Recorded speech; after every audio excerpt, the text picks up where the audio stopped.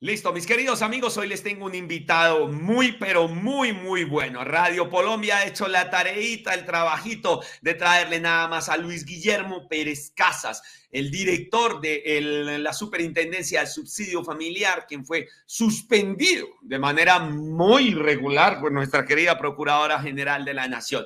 Nacido en el Líbano, Tolima, también fue consejero nacional electoral, abogado de la Universidad Nacional con maestría en el Instituto de Altos Estudios para el Desarrollo y Análisis de Problemas Económicos y Políticos Contemporáneo, defensor de derechos humanos durante más de 30 años, parte del colectivo de abogados José Alvear. Tenemos nada más ni nada menos que a Luis Guillermo Pérez. Buenos días, doctor Luis Guillermo, ¿cómo está usted?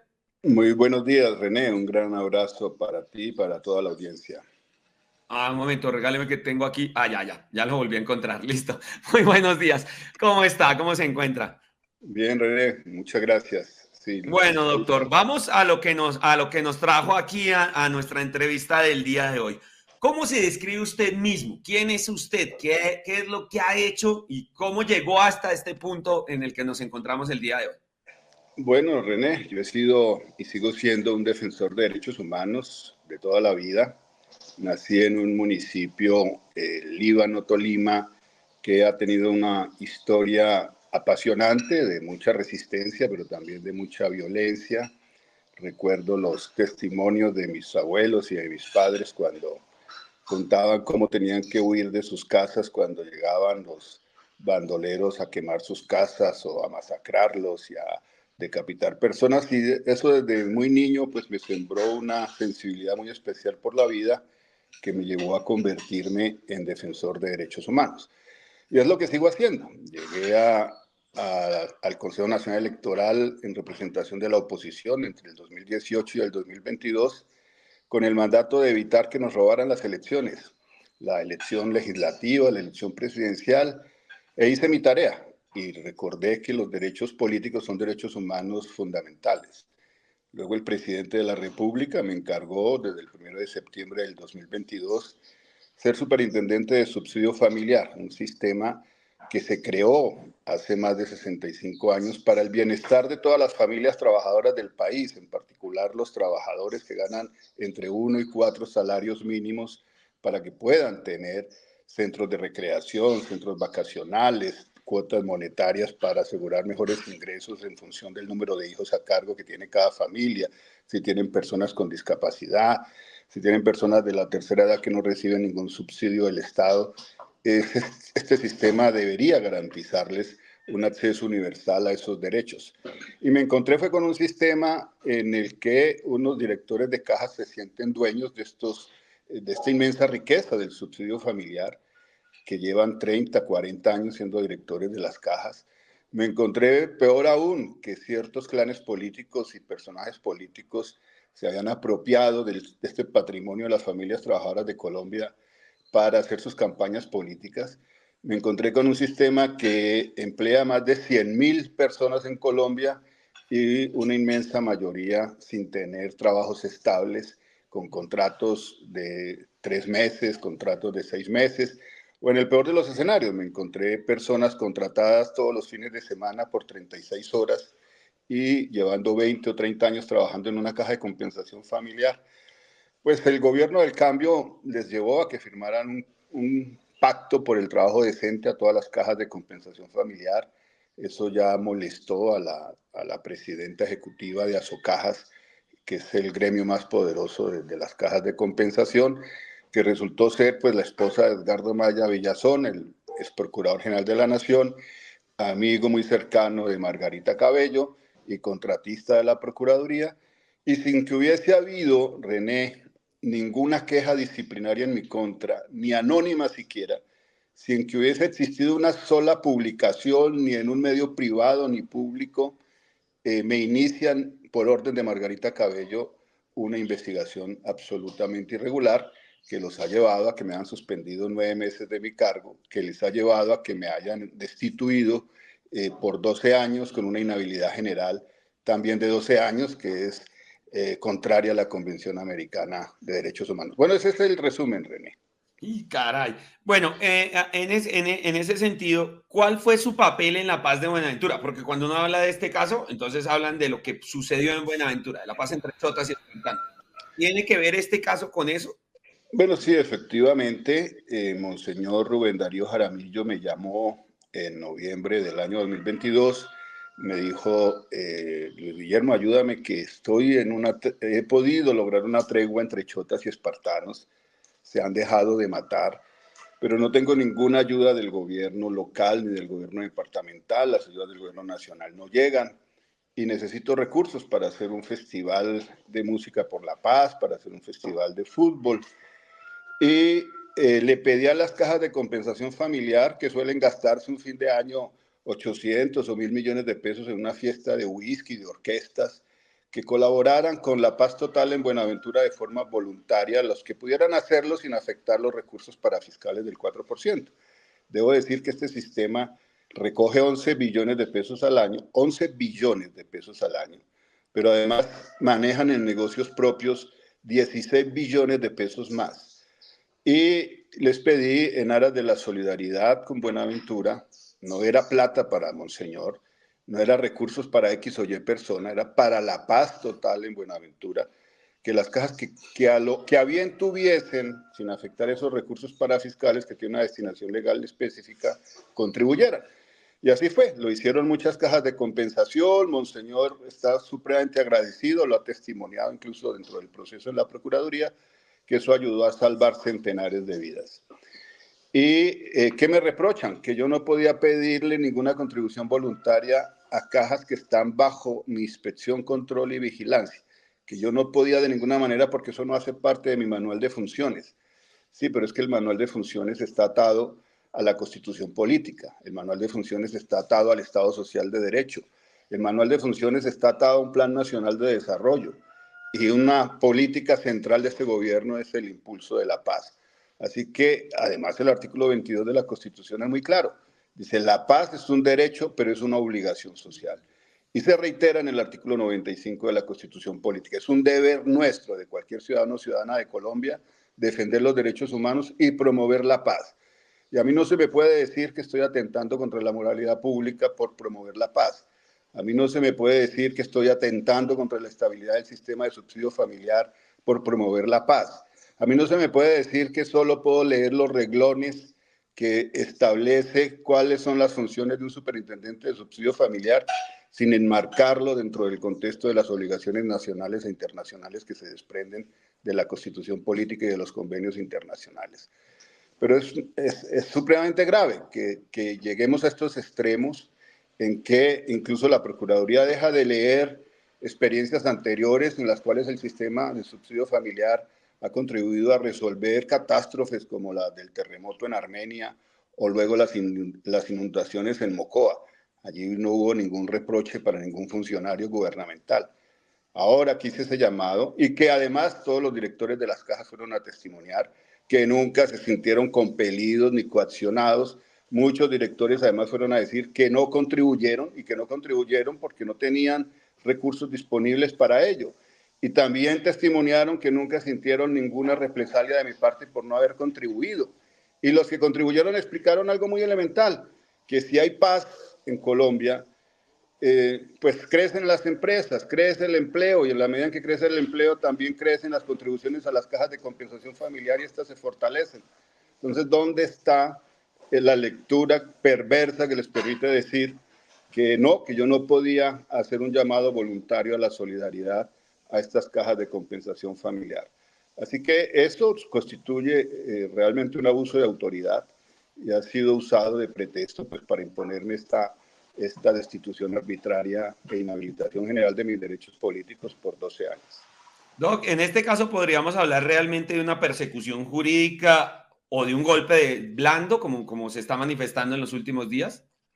No, pues sin duda, ¿no? Yo lo he dicho públicamente, si la señora Margarita Cabello aspira a gobernar el país, pues retírese de la Procuraduría, métase a un partido político, haga campaña, gane la voluntad de los electores, pero no pretenda destruir una obra de gobierno o imponer decisiones gubernamentales a través del órgano de control. Y lo que estamos viendo, pues, es justamente cómo usando una institución que fue muy cara para el pueblo colombiano, para la democracia colombiana, para el control colombiano, esté hoy en manos de una señora que usa su poder para hacer persecución contra el gobierno nacional.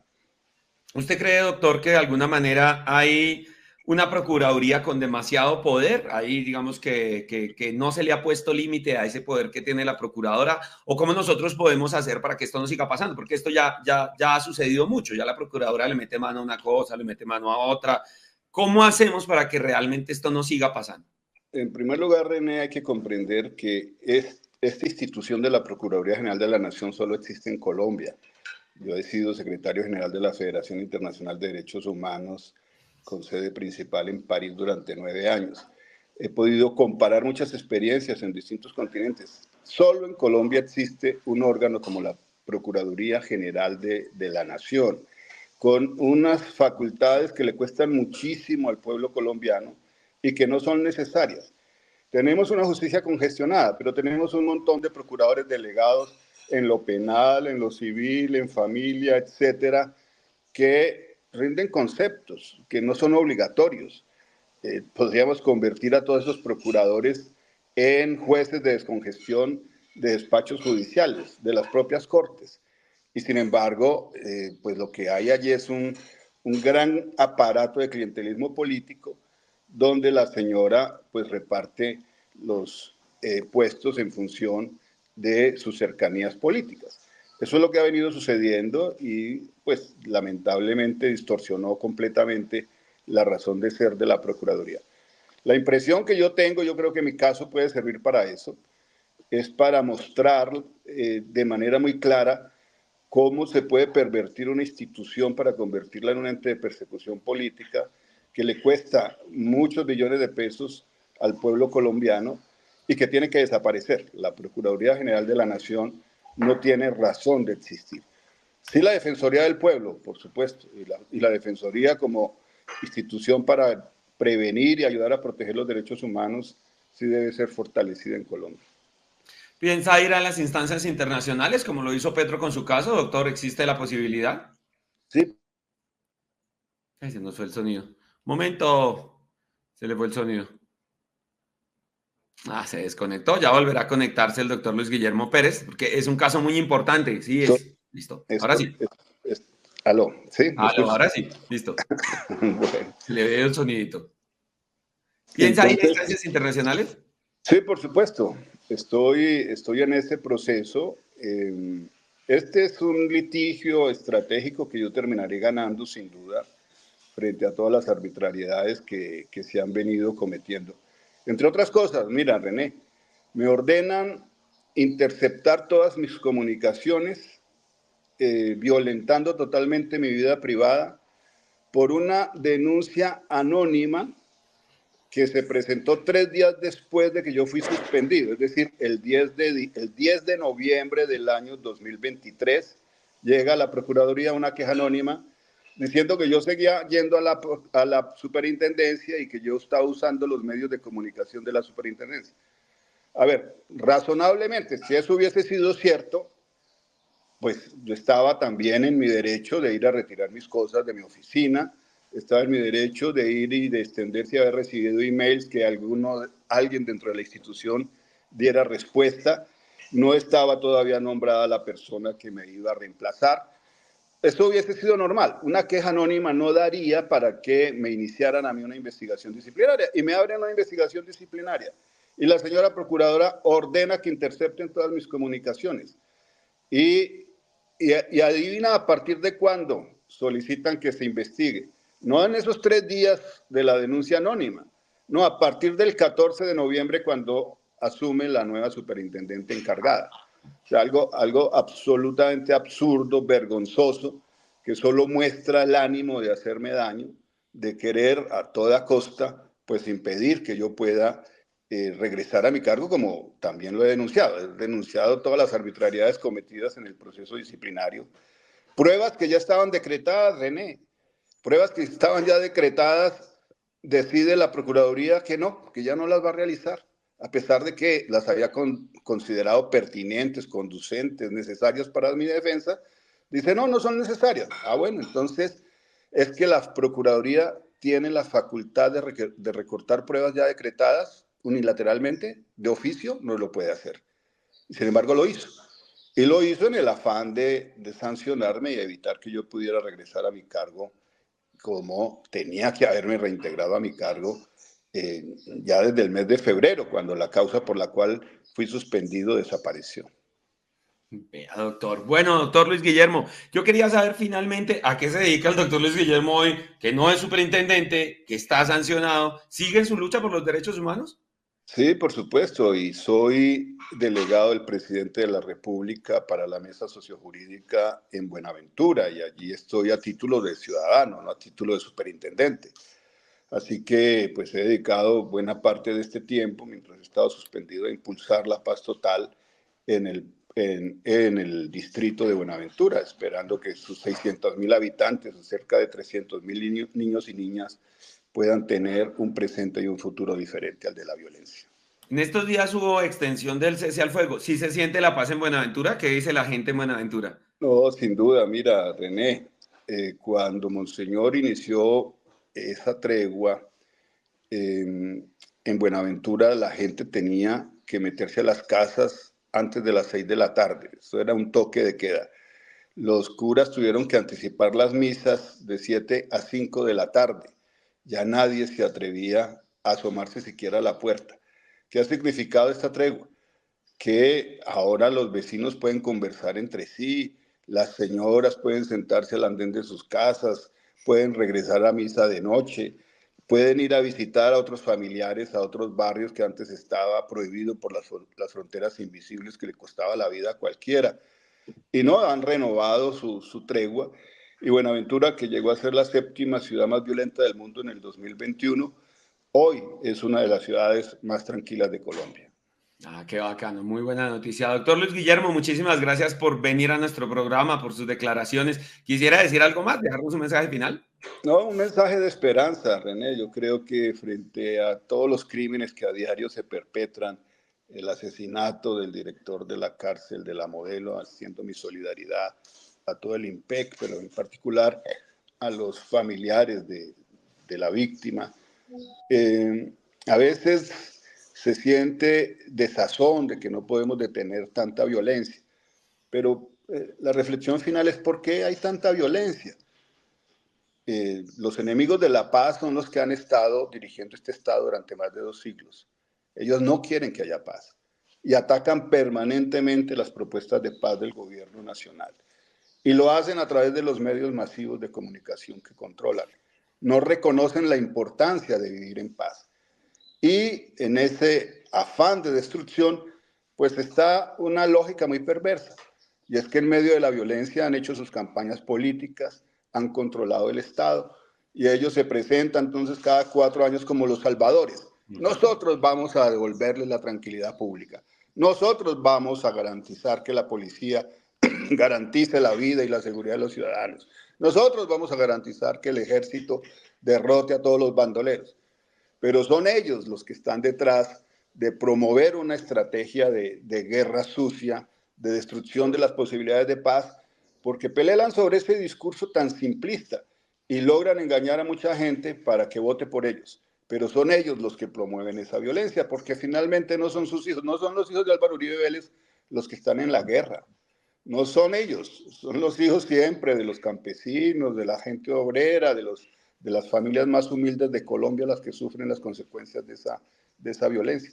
Así que mi llamado es a que seamos conscientes de lo que sucede, respaldemos el gobierno nacional, respaldemos las apuestas por la paz, respaldemos la inclusión social, porque somos uno de los países más desiguales del mundo.